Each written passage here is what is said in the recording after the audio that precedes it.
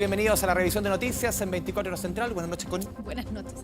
32 personas fueron detenidas en dos nuevas fiestas clandestinas, ahora en Cerro Navia y Punta Arenas. En una de ellas, los asistentes arrancaron de la fiscalización. Ahora diversos municipios anunciaron que se sumarán a la iniciativa de Las Condes de presentar querellas contra todo aquel que participe de estas actividades prohibidas en momentos críticos de la pandemia.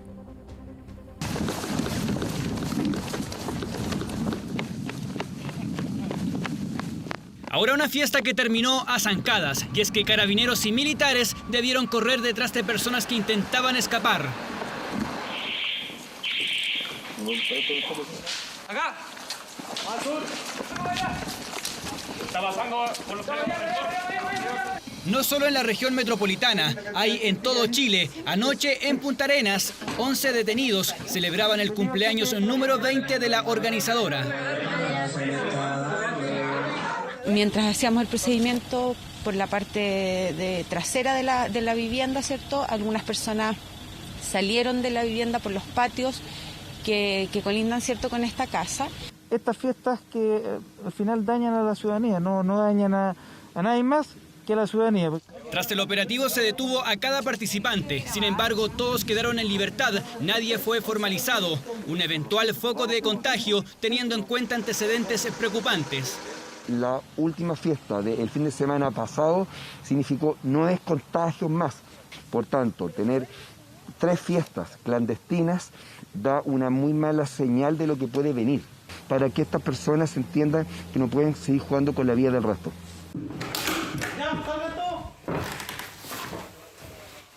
Otra fiesta con 20 participantes, todos dentro de una casa en Cerro Navia. Gracias a la denuncia de vecinos, la policía logró llegar a eso de la 1:30 de la madrugada. Vamos, salgan, acompáñenos.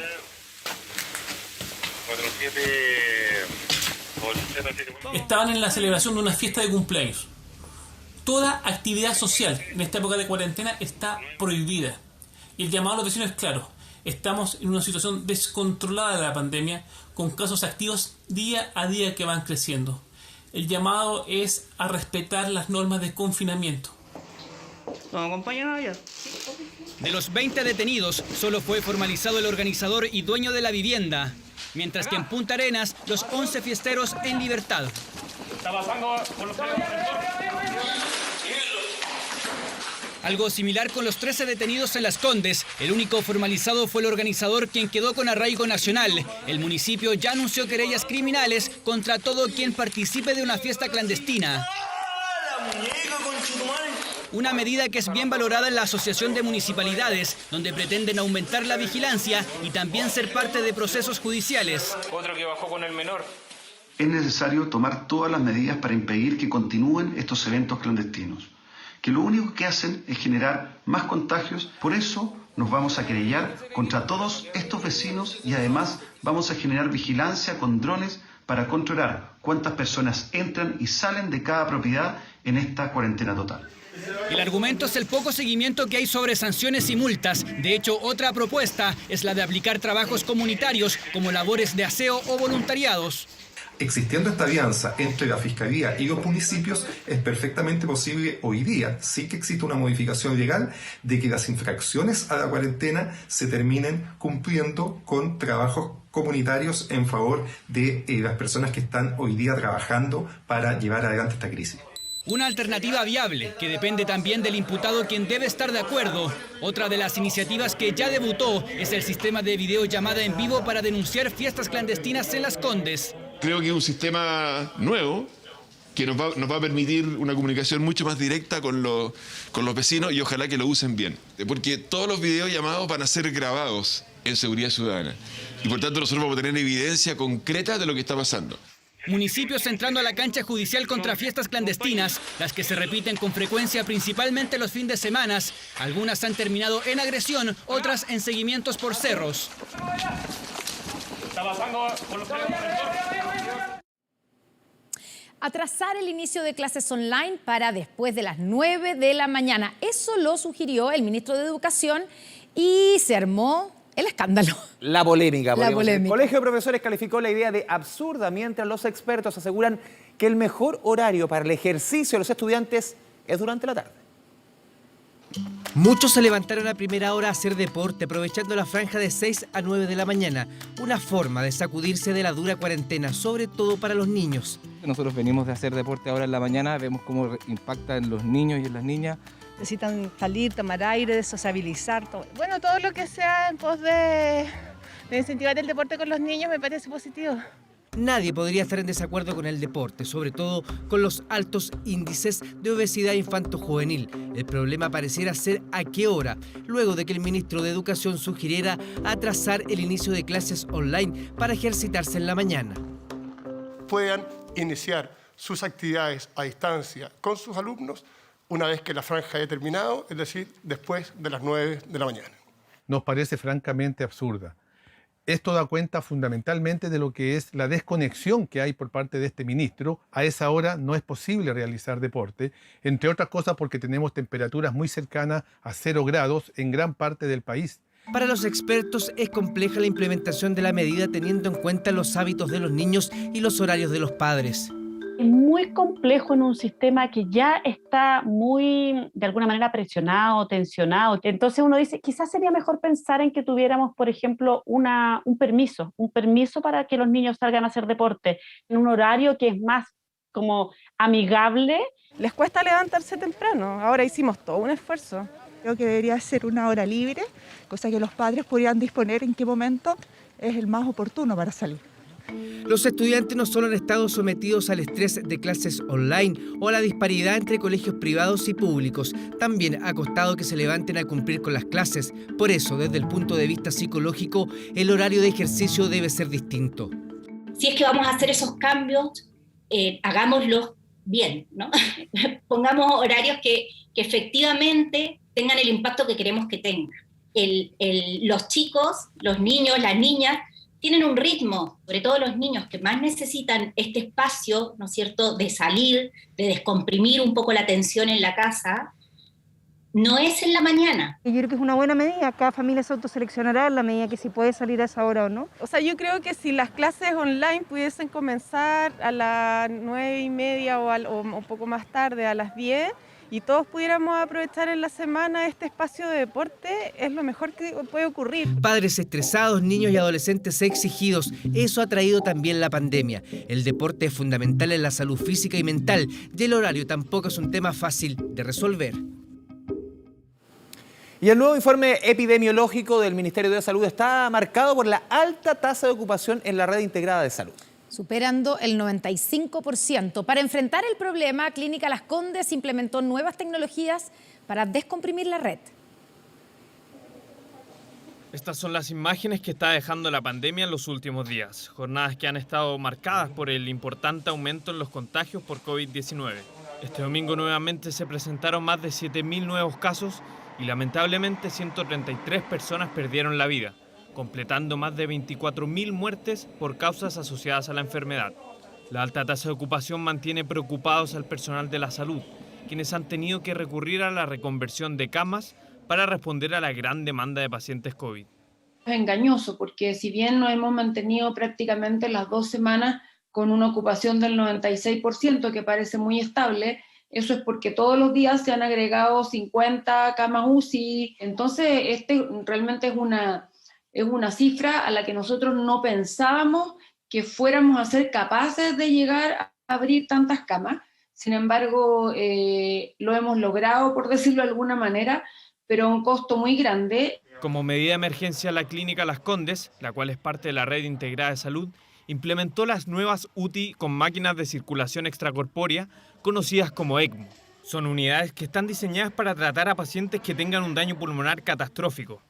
Lo que permite este sistema es que cuando hay pacientes en otros centros que están con una falla pulmonar catastrófica, nosotros podemos ir a buscarlos, generar la canulación y la oxigenación extracorpórea en el centro donde están y pues trasladarlos a un centro ECMO, tanto Clínica Las Condes como otro.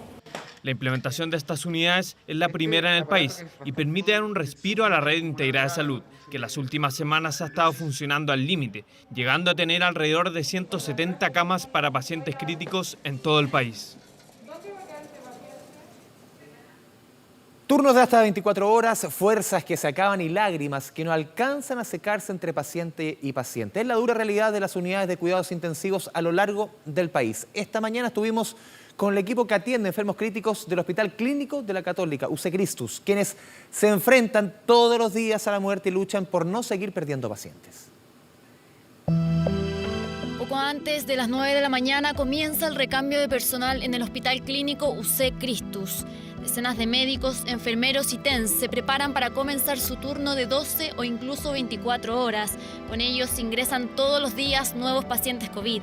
La diferencia, ellos no saben cuándo será su salida ni si lograrán hacerlo con vida. Al hacer cuidado intensivo, uno está preparado para que la gente se agrave, se muera. Eso es parte del cuidado intensivo. La cantidad de casos y la magnitud de casos, las distintas edades, la historia detrás, no nos ha tocado nunca.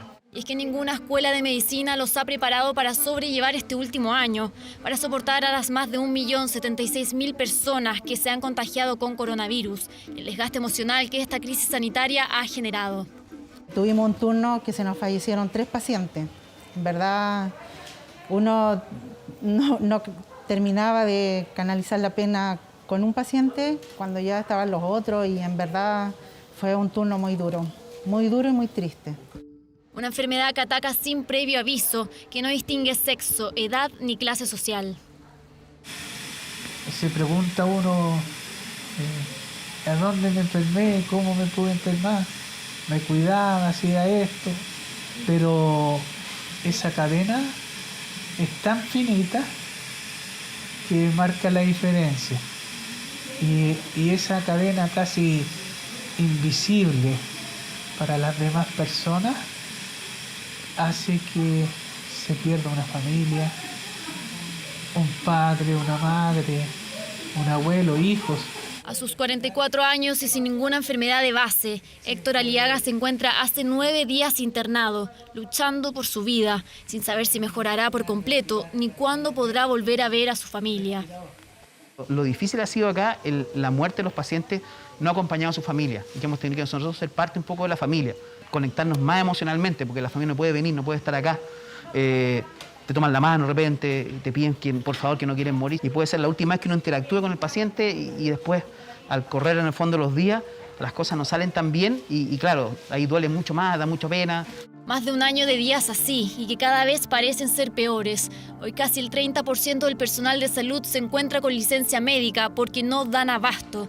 El desgaste es físico, pero más emocional, sobre todo para las TENS y enfermeras, quienes tienen el mayor contacto y estrechan más lazos.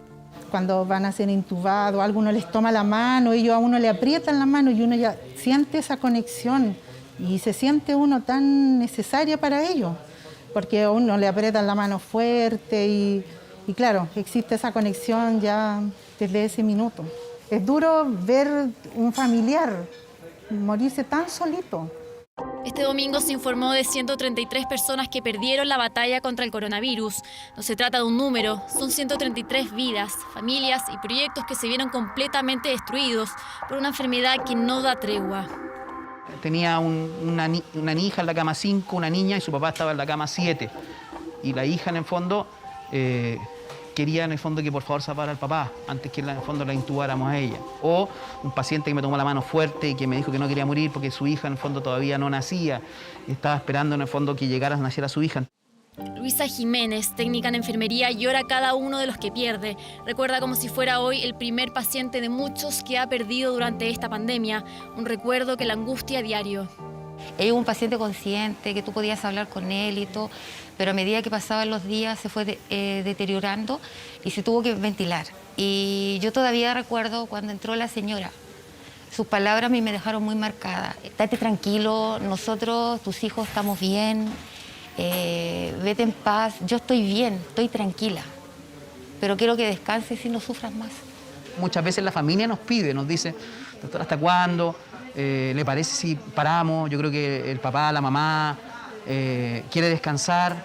En Chile el coronavirus cobra cada 10 minutos una vida. Algunos logran torcerle la mano, incluso después de haberse cruzado con la muerte. El estar conectado me dio la esperanza de poder estar con vida, pensando en mi familia, abrazarlos, tenerlos a mi lado, compartir con ellos, como un día domingo. Los domingos son de regaloneo, como le llamamos nosotros. Si quieres servir conmigo, yo lo invito a mis amigos. Nostalgia por las pequeñas cosas, la familia, los amigos. Para Héctor, lo que de verdad importa. Las celebraciones y salidas pueden esperar, pero hoy es momento de cuidarse y quedarse en casa, con la esperanza de que la cifra de más de 24.000 fallecidos por coronavirus no siga aumentando. Una sus manos conmigo.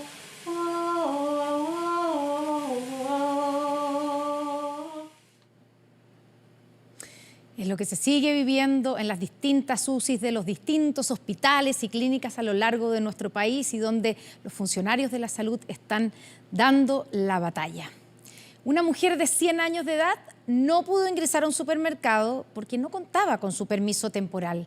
Aunque aseguró que no sabía cómo sacar el documento, tampoco la ayudaron. Una nueva polémica protagonizada por guardias de seguridad que abre el debate sobre el criterio utilizado en casos como este, casos especiales.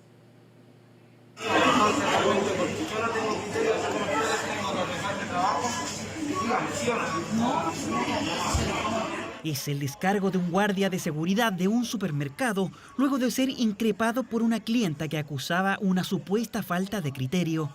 Una mujer de 100 años de edad llegó al recinto pero no pudo entrar.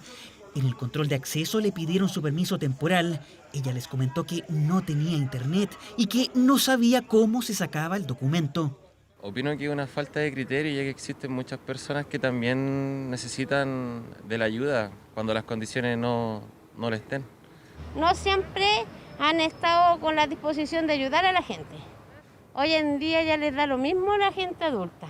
En medio de la discusión con los guardias, otra clienta del supermercado que estaba en la fila para pagar accede a comprar lo que la mujer necesitaba, solo una pechuga de pollo.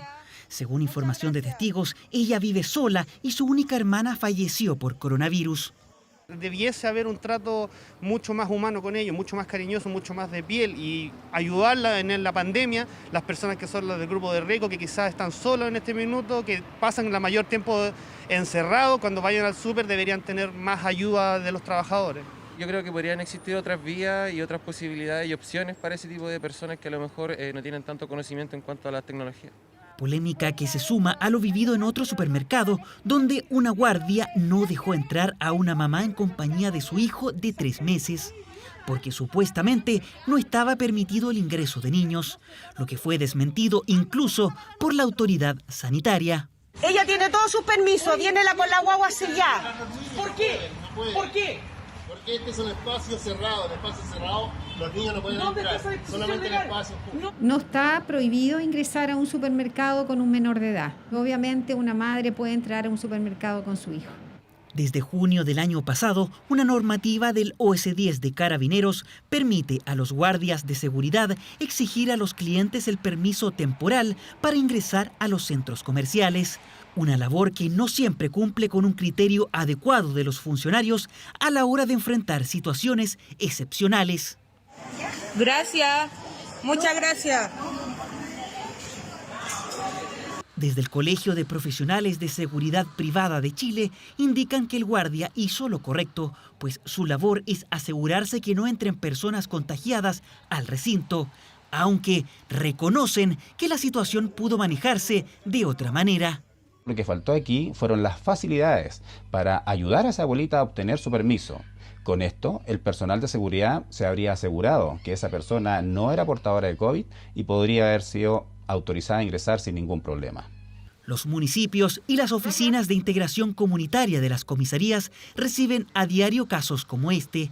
La brecha digital en las personas mayores ha sido el principal desafío de la comisaría virtual y la entrega de permisos de desplazamiento.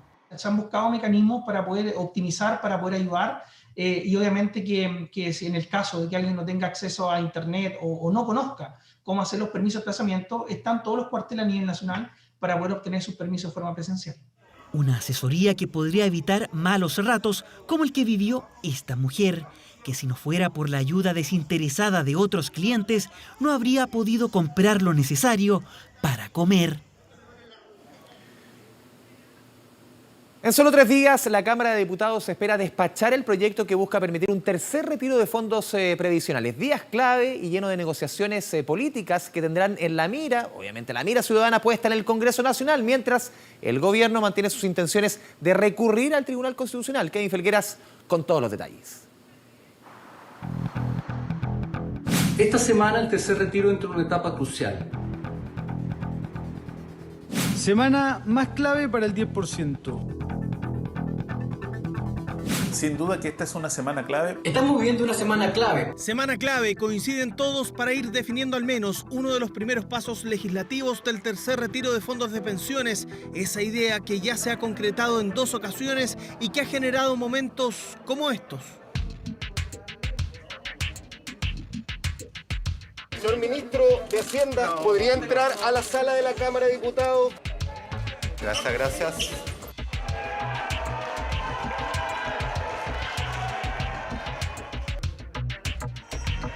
Imágenes que, según los cálculos políticos, podrían repetirse esta semana en la Cámara de Diputadas y Diputados, ya que habría por lo menos 30 votos oficialistas decididos a respaldar el tercer retiro de fondos de pensiones. Otros actuarán en rebeldía. Votar rebeldía significa rebelarse ante un gobierno perplejo y por otro lado ante una oposición que parece que el único programa de gobierno que tiene es hacerse de los fondos de pensiones. El gobierno debe dejar de escuchar a los mismos dogmáticos de siempre y comenzar a escuchar a la gran mayoría de su sector. En Evópoli y la UDI prefirieron no hablar de cara a los próximos días, aunque el voto favorable a la idea de legislar del jefe de bancada gremialista Juan Antonio Coloma para muchos fue un indicativo que los respaldos estarán para lograr más de los 2/3 en sala. Frente a la hiperfocalización de los recursos entregados por el gobierno en ayuda de miles de chilenos y chilenas que han estado plagados de letra chica, es importante que este proyecto se apruebe. Hemos seguido invitando al presidente para que se sume a este proceso, para que no lo entorpezca. Lidérelo, no nos lleve al Tribunal Constitucional. Proyecto que antes de su votación en el hemiciclo tendrá que definir aspectos particulares en la Comisión de Constitución de la Cámara. ¿Habrá o no que pagar impuestos? ¿Existirá un plazo definido para obtener los fondos? ¿Cuáles serán los montos? Puntos a debatir el próximo martes. Por lo menos vamos a insistir los regionalistas en que haya una especie de bono de reconocimiento para no dañar las pensiones futuras. Que incluya a las rentas vitalicias, que no se ponga un plazo para poder retirar los fondos. Obviamente las personas que tienen más ingresos tienen que tributar un impuesto. Una vez que se concrete su despacho de la Comisión y Sala, el proyecto pasará a su tramitación al Senado, donde la Comisión de Constitución de esa corporación vuelve a tomar un rol relevante. El gobierno no logra entender que el tercer retiro es el proyecto que va a favorecer principalmente a la clase media. El proyecto será puesto en tabla inmediatamente una vez que llegue al Senado. Senado que podría dar cuenta del tercer retiro el 20 de abril para iniciar un segundo trámite que no se prevé fácil para el Ejecutivo. Y es que ya hay voces oficialistas que piden no recurrir al Tribunal Constitucional. Si concurre al fantasma del Tribunal Constitucional, es un error político y se arriesga a perder. Decisión de ir al TC que al menos está anunciada por el gobierno cuando hizo reserva de constitucionalidad, aunque la fecha de presentación se guarda bajo 7 llaves en la moneda, que busca convencer a los suyos para frenar el tercer retiro de fondos de pensiones. Y esta tarde el director del Instituto de Salud Pública, Heriberto García, aclaró que las vacunas contra el COVID-19 provenientes de China sí tienen una alta eficacia contra esta enfermedad. Todo esto debido a que desde la Agencia China de Control de Enfermedades afirmaron que las vacunas no tendrían tasas de protección muy altas, las vacunas producidas en ese país. Su director Gao Fu sugirió ajustar el proceso de vacunación como los números e intervalos de tiempos entre vacunas e incluso indicó que podrían hasta combinar las distintas fórmulas de vacunas de origen chino en el proceso de inoculación a los pacientes. No así, el director del ISP en entrevista con 24 horas insistió en la eficacia de Sinovac y desmintió mitos en torno a ella. Aseguró que es un proceso que sigue en investigación, por lo que podría sufrir modificaciones. Lo que ocurre es que el colega director del CDC de China, de alguna manera le estaba explicando la situación de los estudios que ellos han visto en relación a los anticuerpos neutralizantes, en relación a la inmunidad en el tiempo.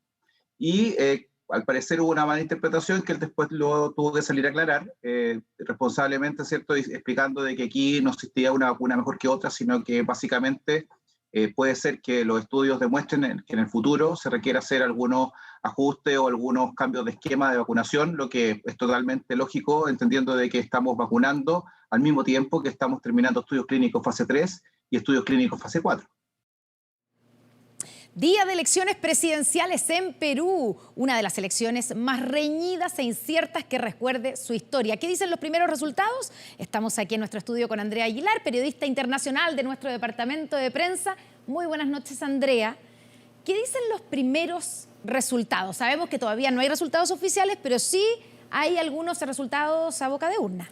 Justamente, Connie, ¿cómo estás? Muy buenas noches. Iniciemos de inmediato con nuestro planar porque tenemos ese sondeo a boca de urna, un sondeo hecho por Ipsos y por América TV que indica que Pedro Castillo, este hombre de ultraizquierda que hace un mes casi ni figuraba en las encuestas, tenía apenas un 2% de la votación, está con un 16.1%. Seguido de Pedro Castillo tenemos a Keiko Fujimori con 11.9%, Hernando de Soto con el mismo porcentaje, 11.9%, y en el cuarto lugar aparece entonces Johnny Lescano, 11.0%, que había sido el gran favorito de las encuestas hasta el día de hoy. Podemos decir entonces, Andrea, que en base a este resultado, que es preliminar, decimos, no es oficial, Pedro Castillo es el que está seguro pasando a segunda vuelta y que el segundo lugar se va a debatir entre Keiko Fujimori, Hernando de Soto y Johnny Lescano.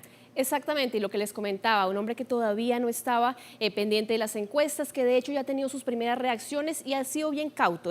Dice que hay que esperar los resultados electorales, que recordemos van a ser 11:30 hora de Perú, 12:30 hora nuestra, cuando se van a dar esos primeros resultados electorales que también está esperando Rafael López Aliaga, este hombre que era considerado como el Bolsonaro peruano, que de hecho está en el quinto lugar, que es un 10.5. Bastante cercano, porque además, como decíamos, todavía los resultados preliminares que se van a saber 12:30 de la noche hora chilena, 11:30 de la noche hora peruana, también es con un porcentaje bastante pequeño, ¿no? Exactamente, todavía no es muy claro cuál va a ser el porcentaje de ese sondeo preliminar, pero sí se sabe que al menos va a estar en la misma línea de este primer sondeo a boca de urna, que podría entonces confirmar la pregunta clave de estas elecciones es quién pasa a la segunda vuelta, a esa vuelta del 6 de junio, entre estos candidatos, unas elecciones quizás la más reñida, de hecho las elecciones presidenciales atípicas, marcadas por la pandemia, también por la incertidumbre de quiénes van a ser esos dos candidatos que pasen a la segunda vuelta en un contexto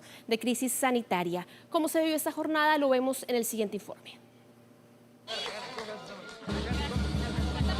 Una jornada que partió con los tradicionales desayunos de los candidatos, en donde la gastronomía peruana se roba siempre el inicio del día de las elecciones presidenciales. Fiel a la costumbre que instauró su padre en los 90, la candidata Keiko Fujimori se rodeó de sus más cercanos para empezar un día de resultados claves para quienes aspiran a pasar a la segunda vuelta del próximo 6 de junio. Con alegría, con entusiasmo y con convicción. Aquí la opción no es ausentarnos. La otra opción de votar en blanco tampoco debe ser considerada. Aunque pasó gran parte de la campaña rezagada, en la última semana la intención de voto por la heredera del fujimorismo se disparó, sin importar los escándalos de corrupción ni el casi año y medio que duró presa por lavado de dinero. Si de sorpresa se trata, la irrupción del candidato de ultraizquierda Pedro Castillo, quien con un discurso a favor de refundar el Estado logró ocupar el segundo lugar en las encuestas tras el cierre de campaña, marca un punto de inflexión en la carrera presidencial.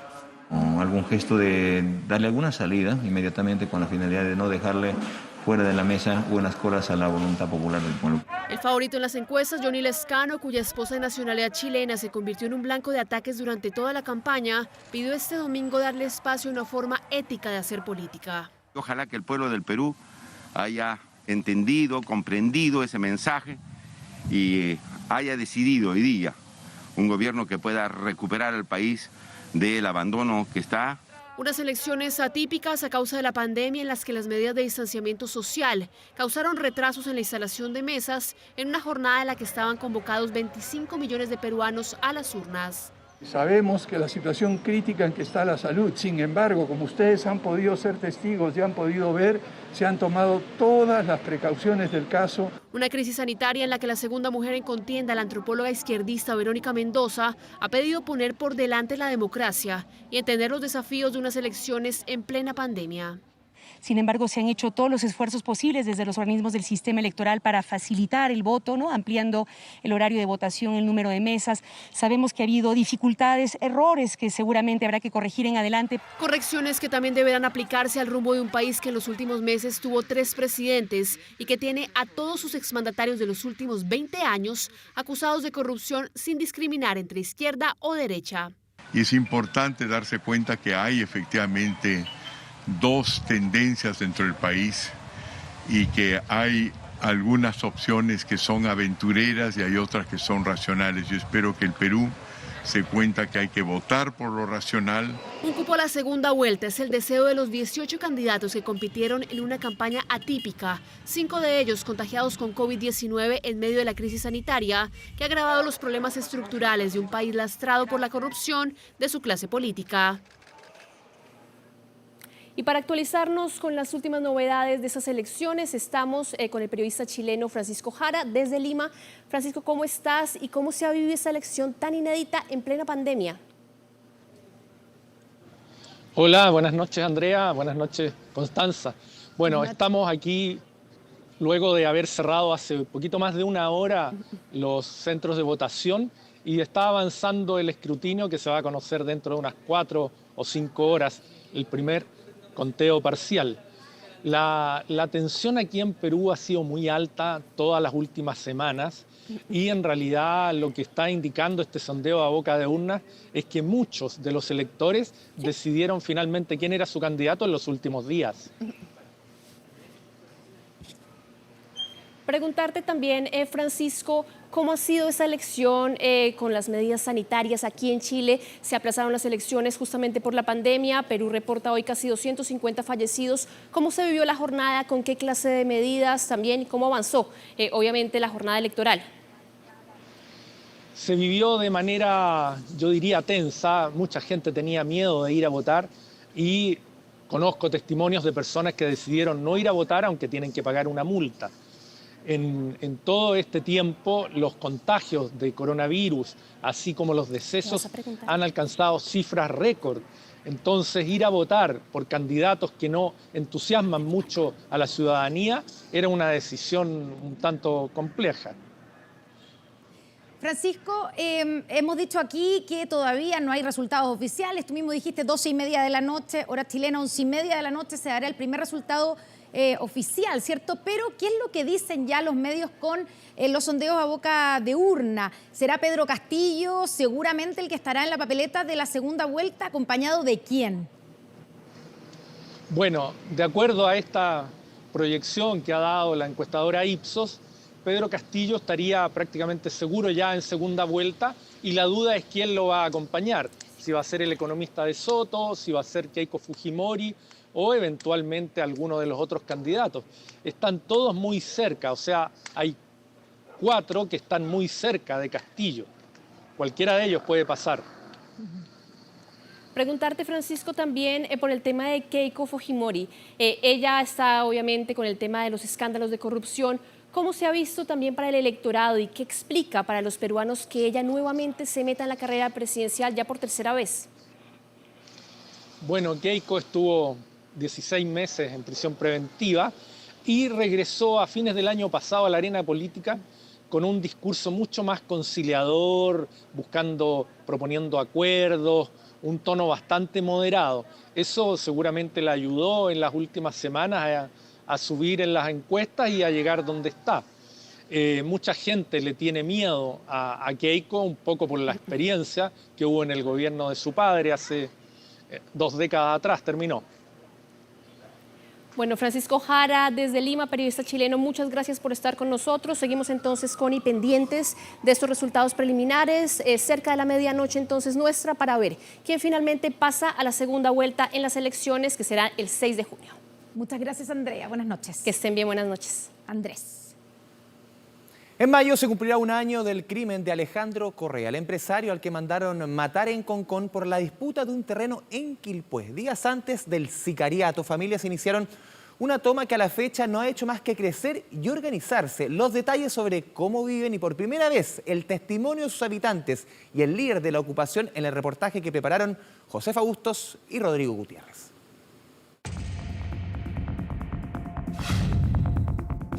Antes de ser asesinado, el empresario Alejandro Correa denunció a la Fiscalía que sus terrenos en Quilpué habían sido tomados. Ese debía ser el primer paso para un desalojo que hasta el día de hoy aún no se concreta. Llegamos buscando una situación mejor para vivir. A un año del crimen, el lugar no solo fue loteado, sino sorteado entre distintas familias, algunas ya instaladas y otras que se preparan, decenas de ellas, para vivir aquí. Teniendo auto, teniendo equipo, teniendo paneles solares, tienen un solo nombre, se llama frescura e indolencia de la autoridad.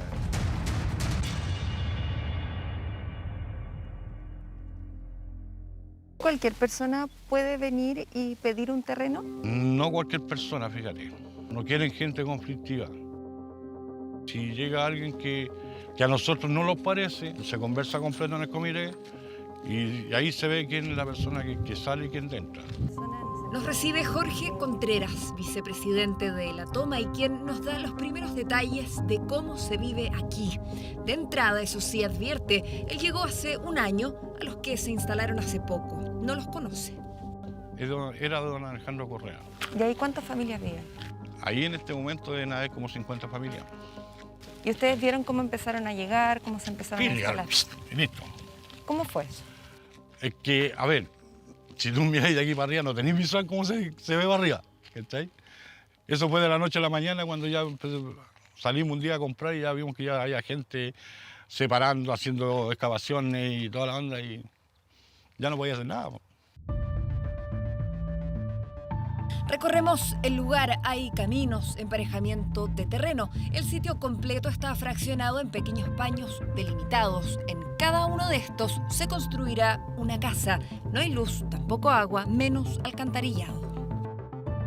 Yo no puedo postular a una casa porque no tengo ingresos. Y la mayoría de acá es lo mismo. Porque acá la mayoría de la gente son de bajos recursos. ¿Sí? Y no es gente que... Hay excepciones, como yo creo que está a la vista. Algunas casas son pequeñas e improvisadas, otras tienen entre 3 y 4 dormitorios, paneles solares y generador.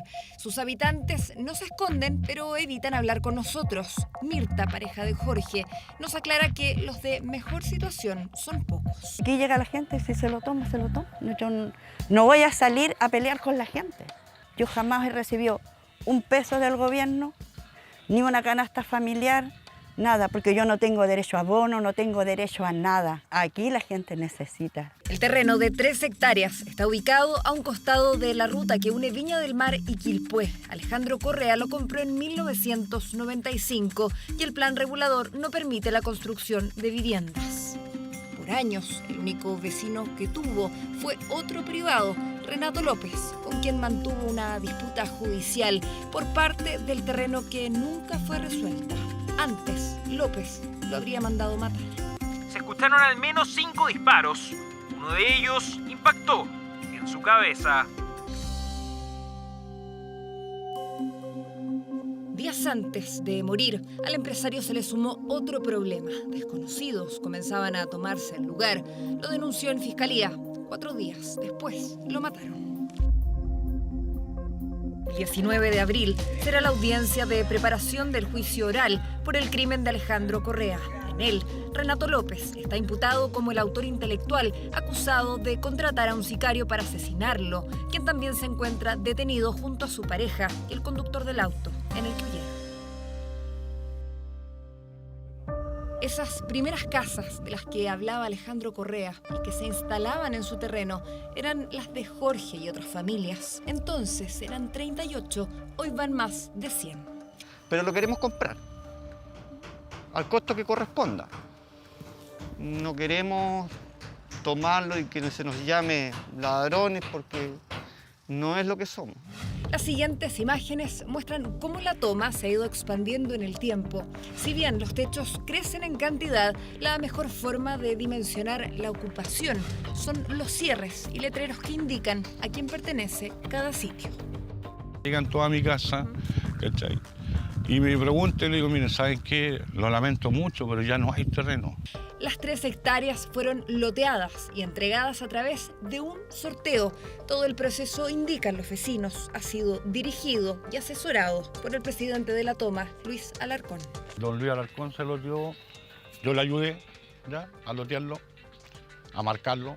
Todos tienen el mismo espacio. Tienen el mismo espacio, que son 15 por 30, excepto los de más abajo, que ellos tienen animales. Se sortearon primero los paños y después cada uno fue eligiendo más o menos, como hay familias, las familias quieren vivir cerca de eso. Entonces se le dio prioridad a aquellos que eran familias que eligieran primero. ¿Hubo que pagar algo? Lo que uno paga son las cosas propias, que es arrendar una máquina para que haga el camino, para que le empareje, eso es lo que se paga. Iván es panificador y uno de los ocupantes de la toma. Como muchos, viene en sus tiempos libres a avanzar en la construcción de la que dice será su primera casa propia. No soy solo, tengo familia, tengo hijos. Mis hijos que tampoco tienen nada y quieren tener algo. Entonces la idea siempre es que todos puedan tener. Algunos de una manera y otros de otra. Hasta ahora, varios vecinos mencionan a Luis Alarcón. Iván también. Nos guía. Los guía. Nos guía por su... es que él tiene más experiencia en terreno. Nos dice que nos agrupemos, que tratemos de ser unidos en los trabajos, que tratemos de que todos tomen igualdad en los terrenos. Nos guía y nos orienta, no nos manda. Es lo más parecido a un puntero de las tomas argentinas de tierra, que ahora se han masificado, que tiene una agenda política o una agenda comercial, vale decir que hace negocio. El líder social tradicional de la toma chilena es un líder social vulnerable que representa a las familias sin casa y sin recursos. ¿Pero quién es Luis Alarcón? Profesor de Historia, 40 años, investigador de antiguos lavaderos de oro que existían en la zona, como contó hace años a Televisión Nacional. Para poder colonizar el territorio, para poder conquistarlo. Y la justificación estaban en los lavaderos de oro del Marga Marga. Siempre vivió en Quilpué y, según varios vecinos, fue quien los habría impulsado a instalarse aquí. Pero ¿por qué? Queremos preguntárselo. Su casa es la única de 2 pisos. Vamos en su búsqueda, pero no está. Su hija nos dice que volvamos a las 7 de la tarde. ¿Ustedes saben de quiénes son estos terrenos? Con precisión, no.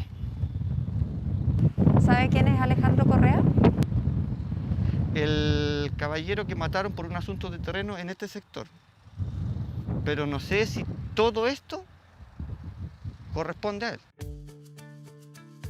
El de Alejandro Correa es uno de los 36 paños que desde octubre de 2019 a la fecha han sido ocupados ilegalmente en Quilpué por unas 800 familias. Nosotros trabajamos con comité de vivienda que llevan 7 años esperando por una vivienda.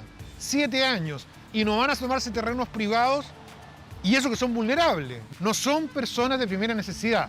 En palabras de buen chileno, son unos frescos. Yo no le podría con certeza decir, estos terrenos son de él. A lo mejor sí son. ¿Y si fueran? Y si fueran, chuta, trataríamos de hablar con su familia para ver si nos puede ayudar. Nosotros no somos responsables del infortunio de don Alejandro. Consultamos al Ministerio Público sobre el estado de la causa. Según informaron, la investigación permanece vigente y con diligencias en curso a cargo de la Brigada de Homicidios por la relación directa que existe en esta causa con la que sigue la Fiscalía Local de Viña del Mar en relación a la muerte de Alejandro Correa. O sea, la única razón de que estas familias sigan aquí es porque el proceso investigativo continúa. Y que es cómo funciona el proceso penal. El proceso penal no está pensado para solucionar lo inmediato del conflicto, sino para atribuir una responsabilidad. Y por eso es que el mero hecho de la denuncia no permite solucionar ese problema de manera rápida y expedita. Aún así, la Dirección de Obras del municipio de Quilpué podría hacer algo, solicitar permisos de construcción y, si estos no existen, decretar la demolición. Eso se resuelve a nivel municipal, a nivel descentralizado, en este caso es la municipalidad, y esto también puede ser una de las alternativas. Sin embargo, lo que corresponde hacer primero es que se autorice judicialmente a que las personas salgan. Consultamos a la Dirección de Obras de la Municipalidad de Quilpué. A través de un mail respondieron no tener atribuciones para intervenir en propiedades privadas. Confirmaron que no hay permisos de construcción en el lugar, pero sobre la demolición no se refieren. Es un insulto para la gente más humilde, es una frescura y lo que uno esperaría es que la autoridad, es inexplicable, permita que esto ocurra, que los desaloje, porque además son viviendas que no tienen permiso, que desarme los loteos porque tampoco tienen permiso ni recepción y que se imponga el Estado de Derecho. ¿Qué opciones hay entonces para personas como Alejandro Correa o su familia? El Ministerio de Vivienda construye y repara casas, pero no autoriza desalojos. Eso es lo que está establecido en virtud de la ley. Entonces se requiere desarrollar este proceso de tribunales y finalmente que sea una orden judicial la que autorice el desalojo. Esa es la realidad en este caso. La exposición y el miedo son, en parte, las razones por las que la familia en esta oportunidad decidió no dar declaraciones. Aún así, nos envían un mensaje. No queremos creer que el asesinato de nuestro hermano y padre haya sido la luz verde para la usurpación de su sueño y propiedad. Confiamos en el Estado de Derecho que nos devolverá nuestro terreno adquirido hace 25 años. Son las 7 de la tarde. Luis Alarcón llega a la toma.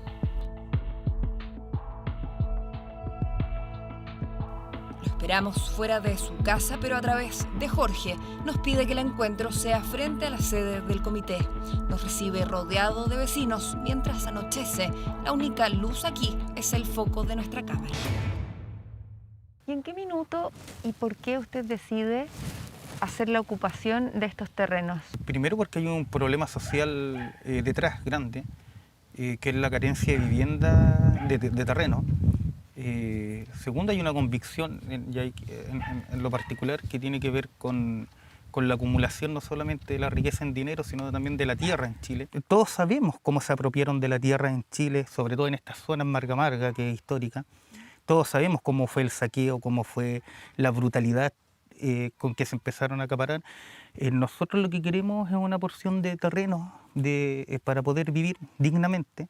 Al igual que todos, insiste que la intención es regularizar, comprar, pero no devolver. Por eso dice, se estarían organizando. La razón por la que los vamos a mantener acá es porque necesitamos estar acá. El estallido social y la pandemia dejaron en evidencia la carencia de políticas públicas reales y concretas en torno a la solución habitacional. Aún sabiendo que es un terreno privado. No lo sabemos. A nosotros nadie nos ha notificado, nosotros tenemos una interpretación, tenemos documentación que nos dice lo contrario.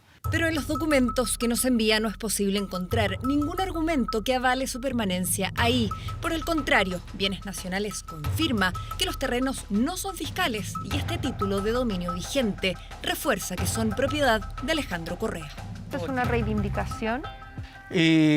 No sé si en este momento sería una reivindicación, a lo mejor en un momento va a llegar a eso. Pero sí tenemos claro que nosotros en estos momentos tenemos una interpretación de la documentación y de la planimetría que tenemos, donde nos señala que estos no son terrenos del señor Correa. Finalmente, aun cuando al inicio de la toma el único vecino era Renato López, Luis Alarcón asegura solo conocerlo de vista y no mantener vínculo con él. ¿Quién es Renato López? Churra, eso deberían consultárselo a la familia o a él directamente. Yo creo que sí, yo lo conocí. Lo conocí es porque andaba circulando por acá en su momento en actividades relacionadas con movimientos de tierra y traslado de materiales. No hubo ninguna conversación antes de llegar acá, dado que él era el único que estaba instalado, por ejemplo. Para nada. Esta no es una toma común y no lo es porque crece día a día en un terreno cuyo dueño fue asesinado y por el que el sicario, su pareja, el conductor del auto en el que escaparon y Renato López enfrentarán un juicio dentro de poco. Sobre el destino de estas tierras y sus ocupantes todavía no se sabe.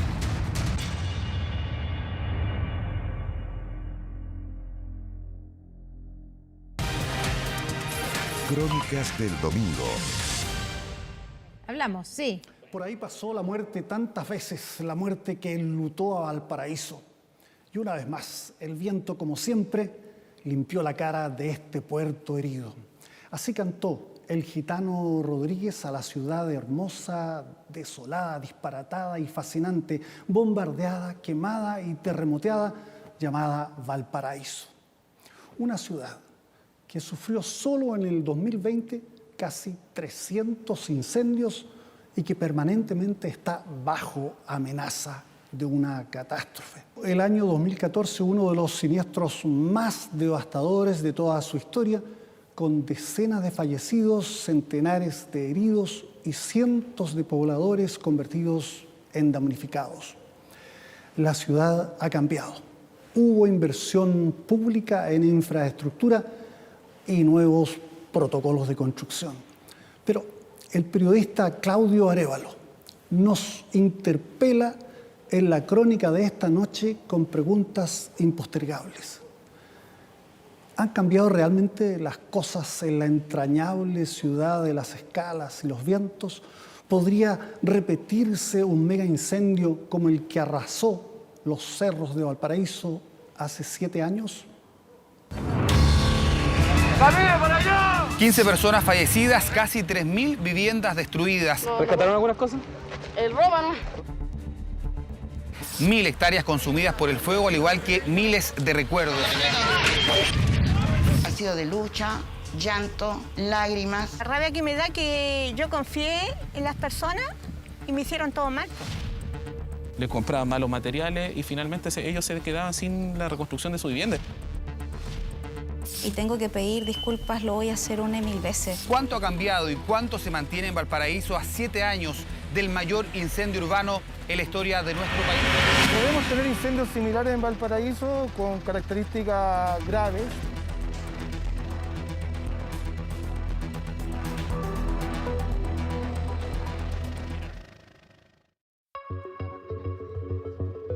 Rodrigo Romo es bombero hace 30 años, hoy es comandante de Valparaíso, pero en el 2014 está en la primera línea de fuego. A pesar de su experiencia, nunca vio algo como lo ocurrido ese 12 de abril.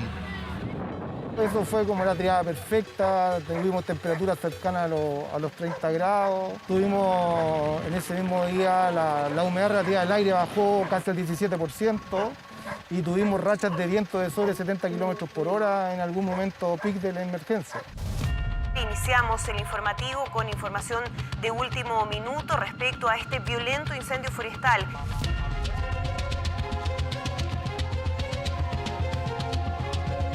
En ese minuto lo llaman el incendio perfecto. 8 cerros y 1000 hectáreas arden en apenas 5 días. La entonces mandataria Michelle Bachelet designa a Andrés Silva como delegado presidencial.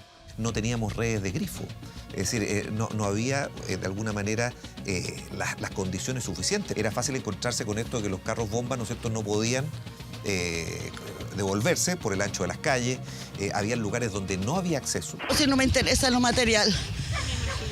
Lo material no, lo material después de alguna manera se tiene. Y vino el temporal y la llovizna. El 2014 Chile no está preparado para un desastre de ese nivel, menos Valparaíso. Una catástrofe gigantesca que obliga a hacer cambios profundos en el puerto. Para partir se asignan 11.000 millones de pesos para actuar en la emergencia. Se actualizaron todos los procedimientos. Hoy día existe el sistema de comando incidente, que es un acuerdo que tiene Bomberos de Chile con OFDA, que es la oficina de desastres de los Estados Unidos, donde justamente se fueron mejorando todas estas técnicas de un sistema de gestión de administración de emergencia. Entonces hoy día Bomberos de Chile, cuando hay emergencia de esta magnitud, escalonadamente se activa. Lo que hoy día existe ahí es muy distinto y por tanto hay muchas mayores medidas de seguridad que hoy día están implementadas. Es decir, la cantidad de escaleras, de accesibilidades peatonales, de calles pavimentadas, de anchos mínimos, ¿no es cierto?, que hoy día están y que permitirían, por ejemplo, el flujo de camiones de emergencia.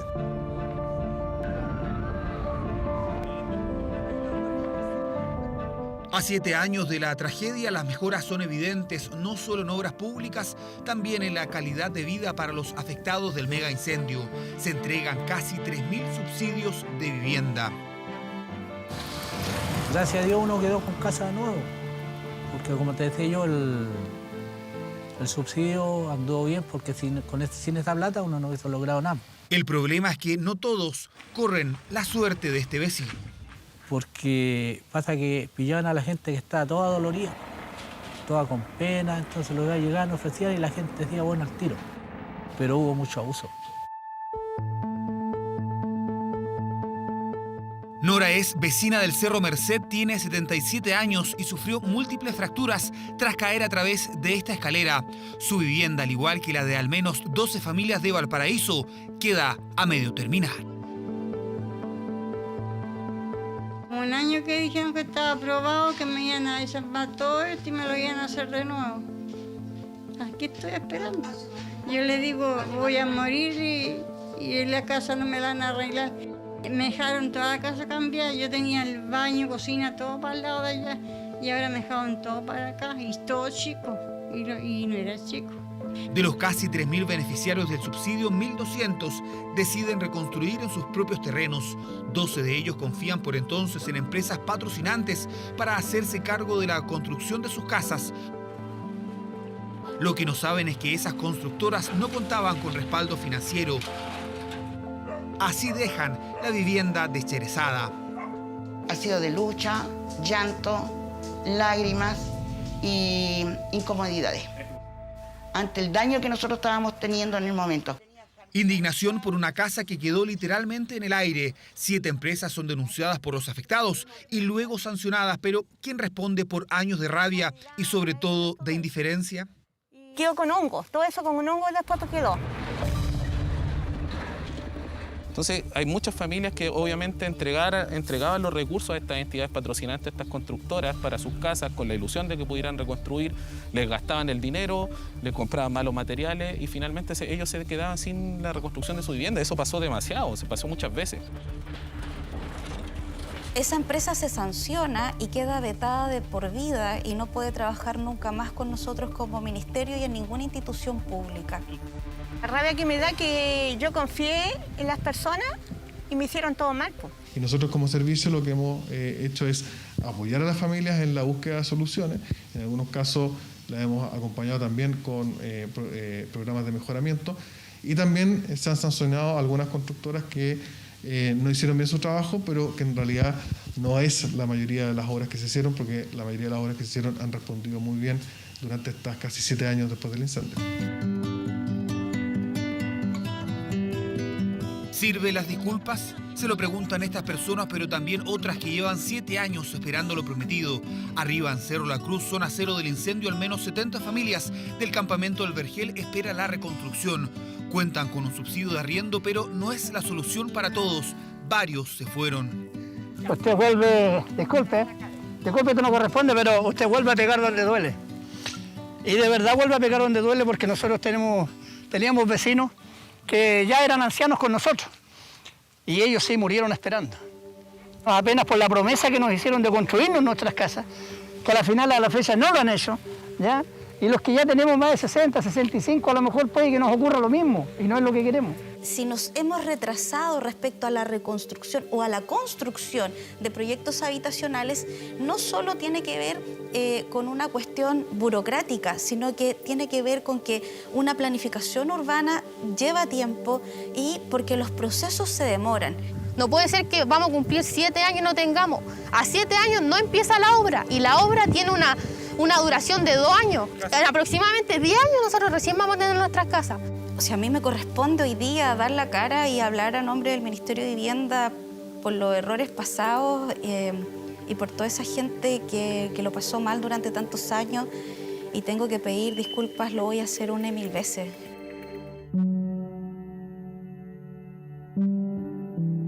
Una fecha que llama a la reflexión, pero también a la incertidumbre. ¿Podría ocurrir nuevamente acá en el puerto de Valparaíso un incendio como el del año 2014? En los sectores afectados tendría un efecto no tan pernicioso como el anterior. Eso parte de la base por la cantidad no solo de casas reconstruidas, sino de las obras de urbanización que se ejecutaron en el lugar. Hoy día Valparaíso tiene un plan regulador comunal que no está actualizado, que solamente ha tenido una modificación parcial respecto de las alturas, pero que no se ha preocupado de poder identificar cuáles son los riesgos y dónde podrían ocurrir desastres. Y obviamente que se ocurra un incendio de esa naturaleza, creo yo, desde el esfuerzo que se ha hecho desde la institución, pero también desde las comunidades, la ciudad no tendría peligro de un incendio de estas características. Podemos tener incendios similares en Valparaíso con características graves de infraestructura, pero no con la magnitud que hoy día tenemos. Al menos 2 incendios de similares características en 2017 y 2019 no logran alcanzar la magnitud del mega siniestro. Los cambios en protocolos e infraestructura funcionan mejor, otras cosas siguen igual. Ustedes pasaron por algunos sectores del Paraíso, la parte alta todavía siguen los microbasurales. Gente inescrupulosa que bota basura, ¿no?, en las partes altas. Entendemos que además no son las vecinas y vecinos de los sectores, sino que son personas que vienen o de otras comunas o de otras ciudades también a llenar de basura las quebradas. La larga espera por la reconstrucción ha generado otro peligro. Se han vuelto a habitar los mismos lugares siniestrados, tomas instaladas en plenas quebradas. Otros vecinos, ante la falta de soluciones, permanecen allí. Mari, por ejemplo, vive junto a sus 100 animales a metros de la zona cero del gran incendio. Tengo 14 patos y tengo como 70 conejos. Mis animales los voy a salvar. Va a ser lo primero que voy a sacar. No me va a importar. Lo material se recupera, pero los animales no se van a recuperar. No pueden volver ahí porque está en riesgo su integridad física, no solo la de ellos, sino que la de los vecinos. Una ciudad que ha quedado de la mano a rato muy de nadie, no hemos crecido como ciudad. Por ende, la gente de escasos recursos se ha posicionado en las partes altas y eso sí podría ser un gran desastre porque hay muchas casas de material ligero, pequeñas casas, que un incendio como este las va a arrasar igual como lo ocurrió en 2014. Cuando se fue el calor del incendio, volvimos a preocuparnos, bueno, de lo que pasa en el borde costero de Valparaíso, de lo que pasa en la zona patrimonial de Valparaíso, pero nos olvidamos de la parte alta de la ciudad. Su compleja geografía, pero también los mismos errores configuran el escenario de una posible amenaza para una ciudad que solo en el 2020 tuvo 270 incendios.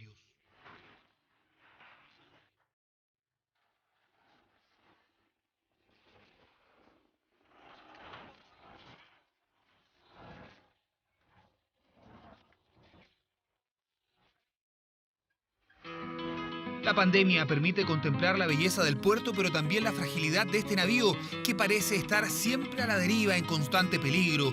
A 7 años del mega incendio se aprendieron muchas lecciones y otras tareas siguen pendientes. Una herida abierta ese 12 de abril que cada vez es menos visible, pero no por eso menos dolorosa.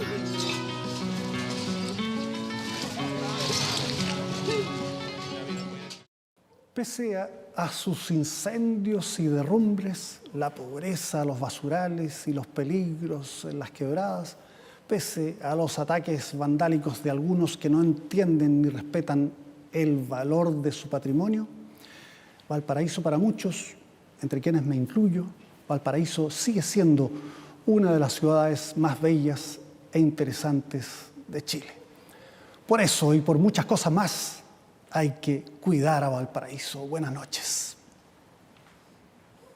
Hay que cuidar a Valparaíso, como nos dice Santiago Pavlovich. Vamos a otro tema. Bastián Requena es el último narcomúsico chileno encarcelado por sus vínculos con el tráfico de drogas. Un supuesto artista que se une a otros cantantes que también están en prisión preventiva, todos ligados a un movimiento que cada vez crece más, con miles y millones de reproducciones en distintas plataformas. Revisamos el siguiente informe. El buque, cuando yo estoy cocinando lo saco para afuera, lo tuyo deja de vender. ¿Cómo yo puedo hacerte entender que lo que gano es por puro placer? Lo mío... Dice estar cocinando, lo cierto es que no es un chef. Habla de generar dinero, para él eso es un placer. Lo mío está tan demasiado puré que de norte para el sur ya lo pueden oler.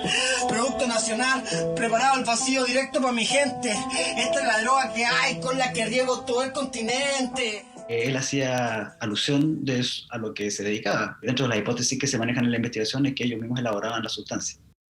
Bastián Requena, cantante aficionado de trap, para la policía integrante de una banda de traficantes. A sus 29 años no tenía antecedentes, de ahí lo llamativo del caso, porque literalmente a viva voz comunicaba su vinculación con hechos que hoy son investigados.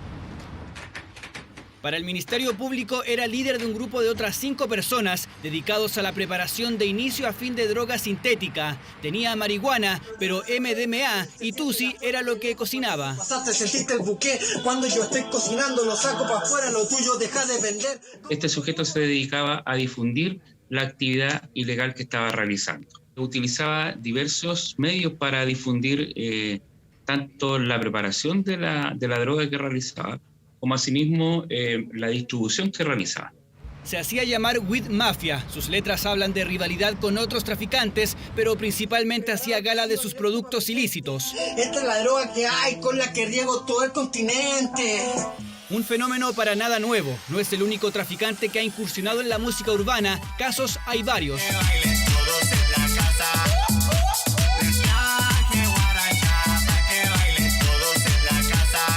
Lambada Guaracha es uno de los temas del artista Chucky Indica. Tiene más de 600.000 visitas en YouTube, ritmo contagioso de quien hoy está imputado por tráfico de drogas.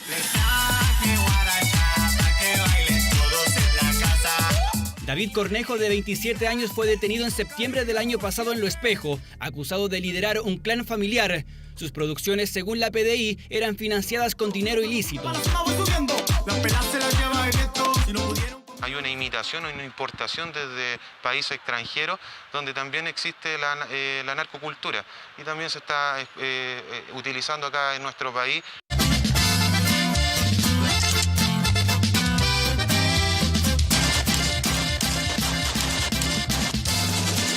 Si hablamos de influencia extranjera, el narcocorrido juega un rol preponderante. Subgénero propio de México, habla de historias de traficantes, asesinatos y un estilo de vida ilícito.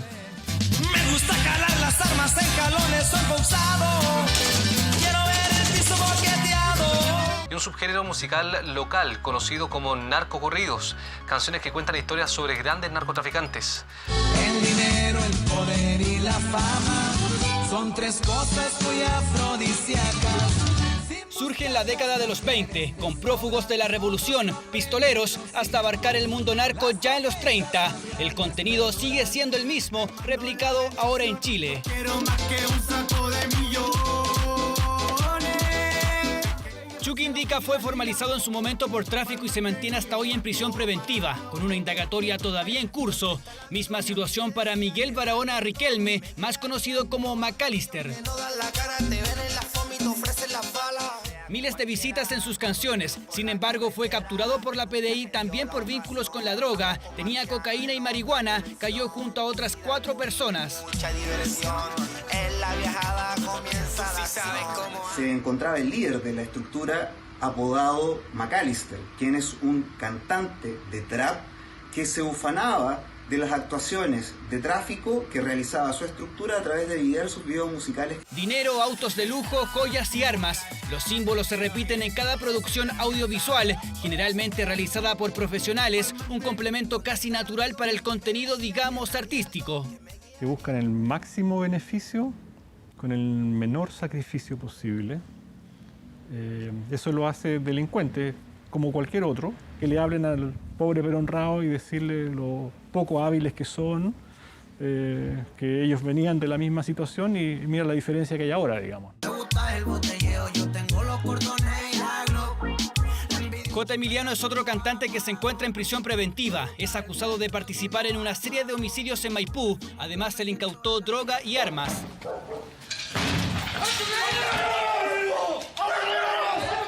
Te quiero a cualquier hora, porque yo dejo mi pistola.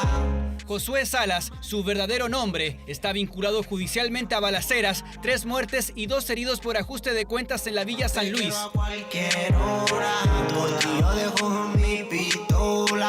Han habido siempre producciones culturales asociadas a grupos que delinquen o que, para decirlo técnicamente, toman medios no tradicionales para alcanzar los mismos fines.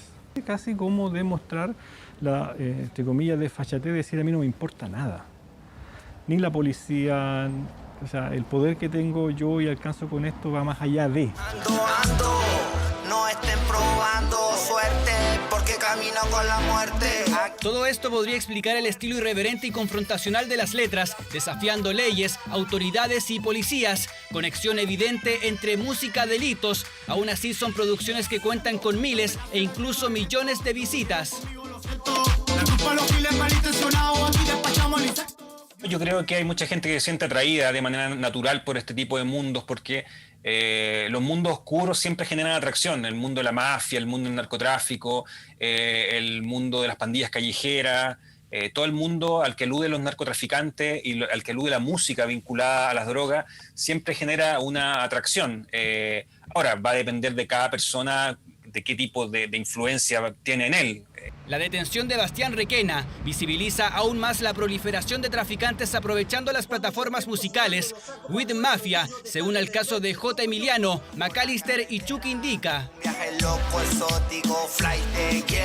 Este perfil es aquellos nuevos traficantes que tienen asociado la narcocultura con diferentes manifestaciones.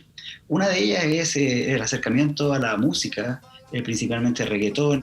Tratan de demostrar aquellos ilícitos a los que se están dedicando.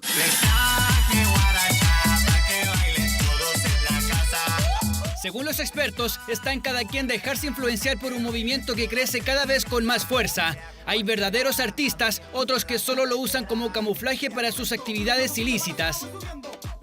Distinto es el caso de los niños, donde la presencia de los padres y vigilancia a sus rutinas se hace más necesaria que nunca. El vacío directo para mi gente. Esta es la droga que hay, con la que riego todo el continente.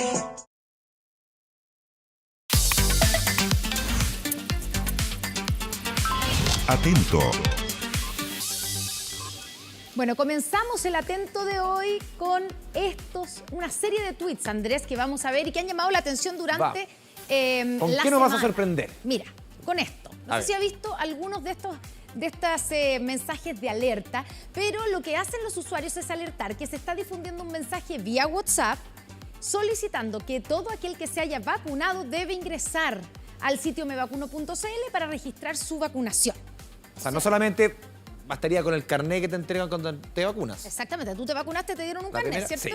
Claro, la primera dosis, obviamente. Bueno, aquí está el sitio que los usuarios nombran, mevacuno.cl. Efectivamente es el sitio que nombran, pero lo que dicen los usuarios en estos tweets es que aquí se está robando información personal, que si tú te registras, te podrían estar robando tu información. Esa es la alerta que ponen los usuarios aquí en Twitter. Bueno, fuimos a preguntarle al MinSal y a través de otro tuit que vamos a pedir que nos pongan a continuación, nos explican lo siguiente. Primero, efectivamente, la página yomevacuno.cl es la página oficial.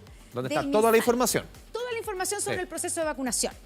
Pero nadie te pide que te registres ni te ofrecen ningún certificado de vacunación. Ahí está, mira. Queremos informar que mevacuno.cl no entrega certificados de vacunación ni tampoco significa un robo de información personal o de la clave única. O sea, solamente el carnet es el que vale. Exactamente. Por lo tanto, lo importante es aclarar que sí, este es el sitio oficial, pero no hay riesgo alguno con este sitio. Por lo tanto, esta alerta de usuarios de Twitter es falsa. No hay riesgo en esta página y además aprovechamos de recordarle que mevacuno.cl y la otra página que es www.gov.cl/yomevacuno son los únicos sitios oficiales. Aquí está. Ahí está, efectivamente. Son los dos únicos sitios oficiales con toda la información sobre la vacunación. Aquí ve los iconos, uno ve los iconos, en ninguna parte te piden información. Es solamente información pública. Exacto. Aclarado el punto entonces de lo que es falso y de lo que no es falso sobre esto, avancemos a nuestro segundo atento, que también nos quedamos con la pandemia, pero ahora nos vamos a ir a Israel. Un país ejemplo para muchos en vacunación. Exactamente, y en cómo se está lidiando, ¿cierto?, en el manejo de la crisis. Bueno, esto parte porque hay un usuario chileno que publica esta fotografía y dice que están festejando, ahí sale, el cierre del área de COVID en el hospital más grande de Tel Aviv, en Israel. Este es un caballero bien bueno para tutear. bien buena para tuitear. Así, ¿ah? Sí, pues, bueno, ávido. Imagínate la buena noticia. Significa que se acabó el COVID-19 en el hospital más grande de Israel. No habíamos visto hasta ahora en ningún centro de salud del mundo una celebración así. Bueno, hay que aclarar entonces, quisimos comprobar si esta noticia que suena tan buena es real, pero no. Llegamos a esta otra. No hay fiesta, no hubo celebración, no había nada. Sí hay fiesta, sí hay celebración, ahí está. Esta fotografía es efectivamente una celebración en el hospital más grande de Israel, pero es cuando llegaron las vacunas por primera vez a Israel. De hecho, la fecha de publicación es del diciembre del 2020, o sea, no tiene nada que ver con una celebración de que se haya puesto fin al COVID-19. Pero de todas formas, una fotografía que no deja mucho. Es un centro médico, no hay distanciamiento social, no hay nada. Deja un poquito la duda. Exactamente, pero lo importante también es que para el usuario chileno que publicó inicialmente la foto y dice, hoy día en Israel se celebra el fin del COVID, eso es una fake news. Una más. Lamentablemente todavía no podemos afirmar en ningún centro de salud del mundo que se acabó el COVID. Lamentablemente. Lamentablemente. Vamos a nuestro ¿Quién responde? Este es bien bueno. Pero antes les vamos a recordar que son las 22 horas. Son las 22 horas y a partir de esta hora Televisión Nacional de Chile está autorizada a transmitir programas para mayores de 18 años. ¿Con qué vamos con ahora? Mira, ¿quién responde? Hoyos en las calles. Este es un clásico problema. El evento, como dijo alguna vez una parlamentaria. Un gran concepto. Es el evento en vez de los hoyos. Bueno, esto es un problema que tienen los vecinos de la Villa Almendral de Bajos de Mena, en la comuna de Puente Alto. Vamos a ver las fotografías que ellos mandaron. Los ven en las imágenes, donde vemos una calle totalmente destruida. De hecho, es todo un bandejón. Ahí está, el que está en mal estado, desde el pasaje Quitalmahue hasta el Sauce. Y lo que denuncian ellos es que hace más de un año que la calle está así, mira, repleta de hoyos en estas malas condiciones. Y no solamente dicen, bueno, ya ha pasado un año y nadie se hace cargo de estos eventos, sino que temen, ¿qué cosa? La llegada del invierno y las primeras lluvias y tener que lidiar nuevamente con las calles repletas de agua y convertidas en verdaderos ríos, que son imágenes clásicas del invierno en nuestra ciudad. Constructores de neumáticos, de llantas, de automóviles, de las todo. dificultades. Sí. Bueno, ¿quién responde por esto? David Lemus decidió hablar por todos sus vecinos que están preocupados y que no saben a quién recurrir. Escuchemos sus declaraciones. No se imaginan la cantidad de hoyos que tiene esta calle El Bandoleón en Villa Almendral. Y la calle llega de aquí, de Quitalmahue, al Sauce. Y de aquí al Sauce tenemos hoyos. O sea, los vehículos, las maniobras tienen que ir maniobrando. Esto es, como decir, una montaña rusa, porque te sacáis un hoyo y te comís dos. Así es. Quiero llamar al municipio, a la gente de tránsito, que por favor se ponga la mano en el corazón y que los venga a ayudar con esta calle, porque realmente está malísima, defectuosa esta calle. Los vehículos ya no pueden pasar. Si ahora no pueden pasar, que estamos ahora en verano, otoño, imagínense para el invierno. Imagínense para el invierno, es la preocupación que tienen, ¿cierto?, los vecinos allá en Bajos de Mena. David está desesperado y hace un llamado explícito al municipio. Y la verdad es que está en lo cierto, porque en estos casos son los municipios quienes deben responder y entregar el apoyo correspondiente a la comunidad. Fuimos a la Municipalidad de Puente Alto. ¿Y qué dijeron? Escuchemos.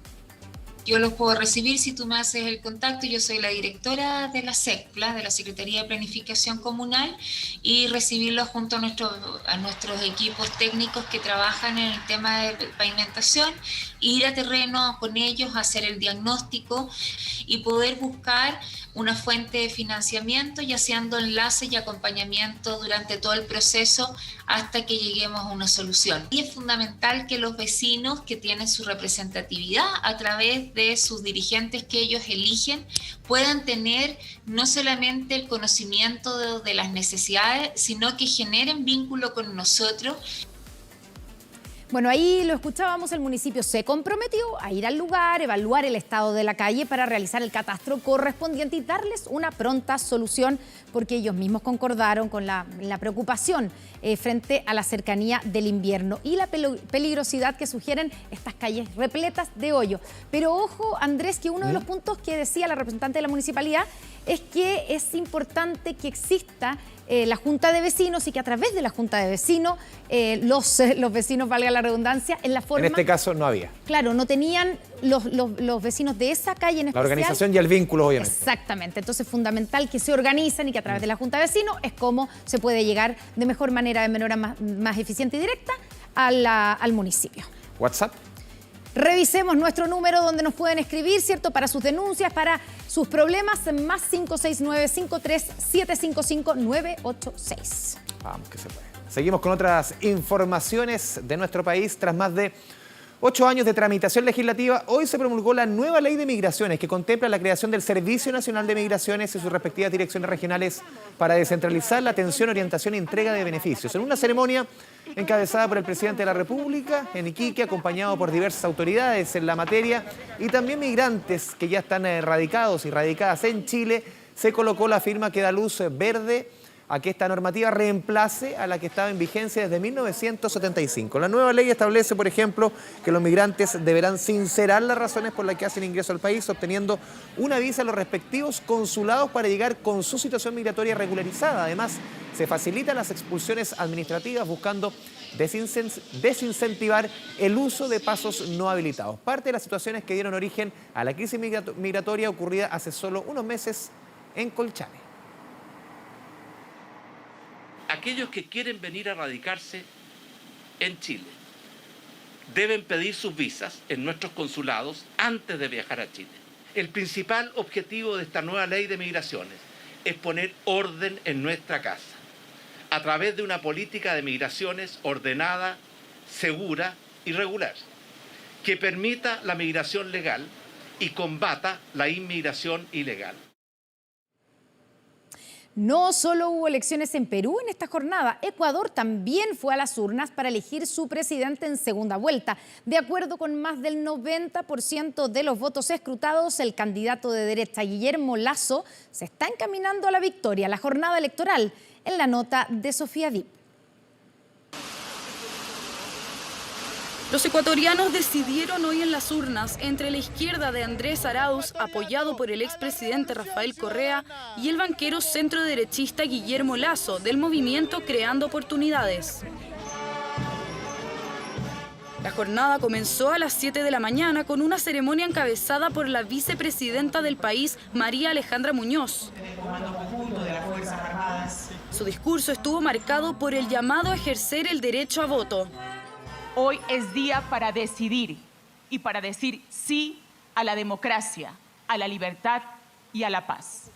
Una contienda que significó un choque de generaciones. El izquierdista Andrés Arauz, quien ganó la primera vuelta con un 32,7% de los votos, es un economista de 36 años.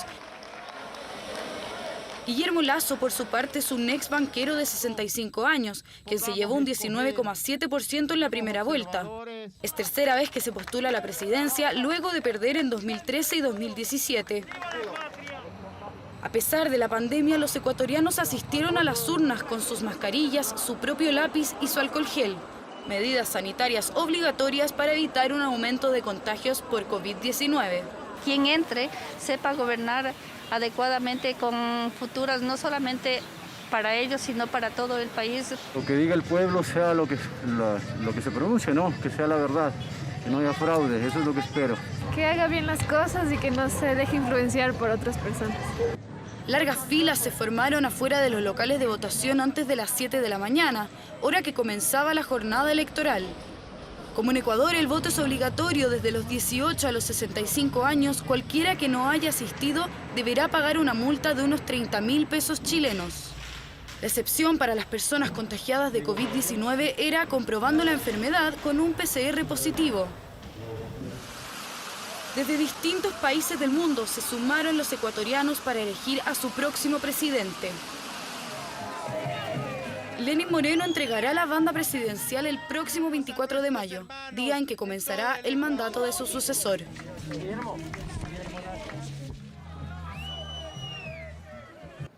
Espero, de la manera más Y de acuerdo con los últimos resultados oficiales, con el 96% de los votos escrutados, el candidato de derecha, Guillermo Lasso, tiene el 52,5% de los votos contra el 47,5% del postulante de izquierda, Andrés Arauz. De esta forma, Lasso, quien incluso ya ha sido felicitado por algunos líderes de la región, está a un paso de ganar los comicios y de confirmarse su victoria, asumiría el próximo 24 de mayo como nuevo presidente de Ecuador. El Atlético de Madrid está peleando el título, de hecho es el líder del fútbol español, cuadro ético de clasificar, por ejemplo, a la Europa League. Termina no. Y estamos aquí para competir y poder tener ese cupo. Encontrar, por supuesto, en nuestro portal de noticias 24horas.c.